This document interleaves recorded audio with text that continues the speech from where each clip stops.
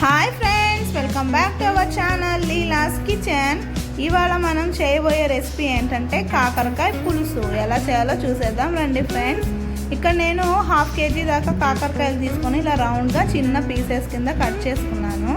Cut చేసుకున్న పీసుల్ని ఇలా ఆయిల్లో వేసుకొని బాగా ఫ్రై చేసుకోవాలి. నేను ఇక్కడ 2 ట్రిప్పులుగా తీసుకున్నానండి. కాకరకాయ 2 ట్రిప్పులుగా తీసుకొని బాగా ఇలా ఫ్రై చేసుకొని మొత్తం క్లిప్లో ఏ విధంగా అయితే కనిపిస్తుందో అలా బాగా ఫ్రై చేసుకొని ఒక బౌల్లో తీసి పెట్టుకోవాలి. అలాగే ఒక కడాయిలో ఆయిల్ వేసుకొని ఆవాలు, జీలకర్ర, మెంతులు, కరివేపాకు, ఆనియన్ అవన్నీ వేసుకొని బాగా ఫ్రై చేసుకోవాలి. ఆనియన్ మొత్తం గోల్డెన్ బ్రౌన్ కలర్లో రావాలి. వచ్చాక టమాటాస్ వేసుకోవాలండి. వేసుకొని బాగా కలుపుకొని అందులోనే ఉప్పు, పసుపు కూడా యాడ్ చేసుకొని మిక్స్ చేసుకోవాలి. మిక్స్ చేసుకొని మూత పెట్టేసి 5 నిమిషాలు వదిలేస్తే బాగా టమాటాలు మగ్గిపోతాయండి. మగ్గాక అందులో కారము, కొంచెం ధనియాల పొడి వేసుకోవాలి. ఎండు కొబ్బరి పొడి కూడా వేసుకోవాలండి. ఇష్టం ఉంటే వేసుకోవచ్చు, లేదంటే లేదు.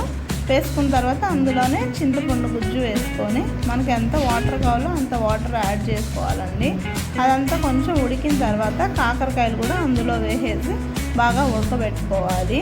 అంతేనండి. లాస్ట్లో కొంచెం మనకి ఎంత టేస్ట్ కావాలంటే అంత బెల్లం వేసుకోవాలి. అంతేనండి. ఎంతో టేస్టీగా ఉండే కాకరకాయ పులుసు రెడీ అండి.